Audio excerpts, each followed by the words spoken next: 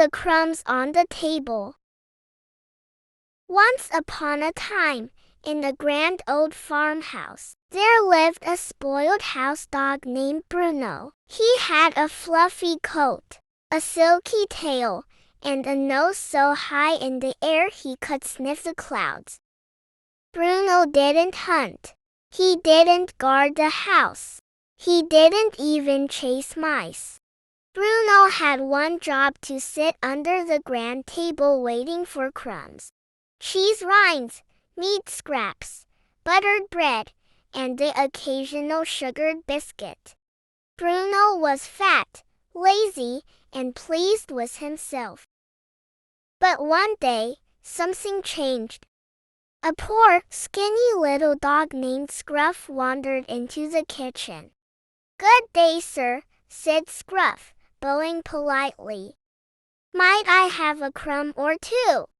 Bruno snorted. "Ha! Do you think these are ordinary crumbs? These are royal crumbs, the finest in the land." Scruff's stomach rumbled. "I wouldn't mind a small one." Bruno smirked. Well, if you want my crumbs, then you must earn them." Scruff's ears perked up. "How?" Bruno grinned. "I will give you one crumb for every task you do for me." Scruff's tail wagged. "Deal." First, Bruno stretched his paws and said, "The floor is terribly cold. Warm it up for me." Scruff, desperate for a meal, curled up beside Bruno, acting as his furry foot warmer. After a while, Bruno tossed him a crumb of dry bread. Next, Bruno yawned. "I need a pillow." So Scruff curled up tighter, letting Bruno rest his fluffy head on Scruff's bony back. For this, Bruno tossed him a tiny cheese rind. Finally, Bruno said, "I fancy a game. Dance for me."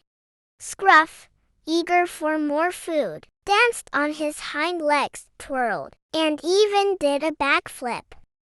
Bruno howled with laughter and flicked him a buttered crust. Scruff gulped it down. Bruno sighed. "That's all the crumbs for today. You may leave." Scruff licked his lips. He was still hungry, but grateful. "Thank you, sir," he said. "You are most generous." And with that, he trotted off into the night. Days passed, and winter came. The farmhouse was warm and filled with feasts, but Bruno changed. He grew slower. His belly grew rounder. And one day, the farmer said, "You've grown too fat and lazy. No more crumbs for you." Bruno was horrified. For the first time in his life, he had to work for his food. But he couldn't hunt like the farm dogs. He couldn't chase like the hounds. He couldn't even beg properly.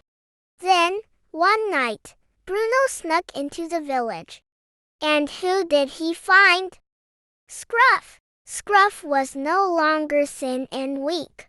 He was strong, quick, and clever. He had found a home, a job guarding a bakery, and plenty of warm bread to eat. Bruno whined. "Scruff, old friend, may I have a crumb?" Scruff tilted his head. "Ha! Do you think these are ordinary crumbs? These are royal crumbs, the finest in the land." Bruno's stomach rumbled. "I wouldn't mind a small one." Scruff smirked. Well, if you want my crumbs, then you must earn them." Bruno gulped. "How?" Scruff grinned. "You can start by warming my feet." And from that day on, Bruno learned what it meant to work for a living. As for Scruff, he never went hungry again. Thank you for reading the story with me. Please subscribe Olivia's Storybook Corner for more fantastic stories. Bye bye.